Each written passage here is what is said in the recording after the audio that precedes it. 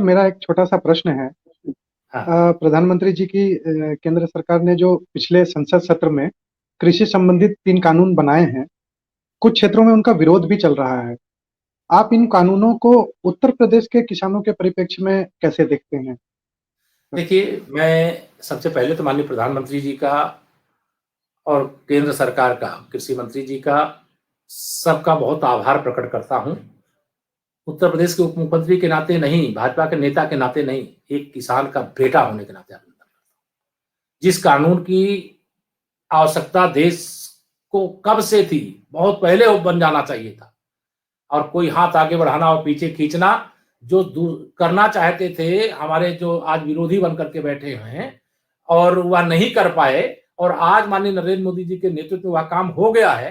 तो इसलिए विरोध करने वाले, तो इनको इतना ही मैं कहता हूं कि भारतीय जनता पार्टी का मतलब होता है कि सबका साथ सबका विकास, यानी हर किसान का साथ, हर किसान का विकास।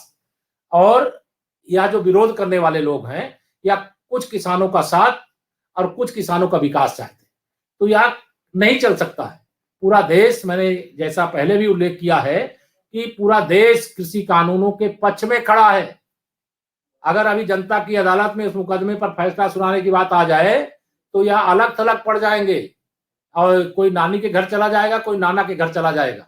लेकिन यह जो पर्दे के पीछे से राजनीति कर रही है कांग्रेस, समाजवादी पार्टी, या आम आदमी पार्टी, या टीएमसी, इन सबको मालूम है कि इस कृषि कानून के आधार पर किसानों की आमदनी बढ़ जाएगी, किसान कर्ज मुक्त हो जाएगा, किसान भी जो अपनी जरूरतें हैं वो पूरी कर सकेगा, वह भी अपने बेटे बेटी को पढ़ा सकेगा, उनका शादी विवाह ठीक ढंग से कर सकेगा, और वह भी एक उद्योग के क्षेत्र में, जैसे पहले हम लोग तो बचपन में एक सुनते आए हैं, एक कहावत है, आप लोग उसको सुने कि नहीं, मैं सुना दे रहा हूं इस प्लेटफॉर्म के माध्यम से, कि उत्तम खेती मध्यम बान, निषिद्ध चाकरी भीख निदान। मतलब खेती को इस धरती पर भारतवर्ष में सबसे उत्तम माना जाता था, और व्यापार को नंबर 2 का स्थान दिया जाता था, नौकरी करने वाले को तीसरे स्थान पे, भीख मांगने वाले को चौथे स्थान पे रखा जाता। जो देश में सर्वश्रेष्ठ कार्य था उसको आप मतलब एकदम निचले दर्जे का काम बनाने का काम अगर किसी ने किया है, तो ये तथाकथित किसान आंदोलन की आड़ में बैठ करके भाजपा से जो चुनाव के मैदान में लड़ नहीं पा रहे, भाजपा का मुकाबला नहीं कर पा रहे, अपने झंडे बैनर के साथ सामना नहीं कर पा रहे, वह किसान शब्द का उपयोग मत करो। इस देश का किसान कहां बैठा है, और देश के किसानों के अंदर कौन है, और देश के किसानों के अंदर कौन है? किसानों के दिल में नरेंद्र मोदी जी हैं, और नरेंद्र मोदी जी के दिल में किसान है। इसलिए इस प्रकार का जो काम करते हैं उनको मैं निश्चित तौर से कहना चाहता हूं कि यह कृषि कानून देश के हित में, किसान के हित में, और 1% लोग जो इसका विरोध कर रहे हैं वह केवल राजनीतिक रूप से शुद्ध राजनीति कर रहे हैं।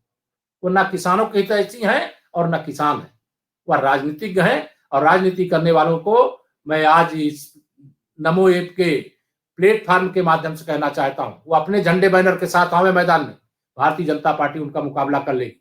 लेकिन किसानों की आड़ लेकर के, और वो सोचते हैं सरकार को बदनाम कर लेंगे, तो वह देश में अलग थलग पड़ चुके हैं।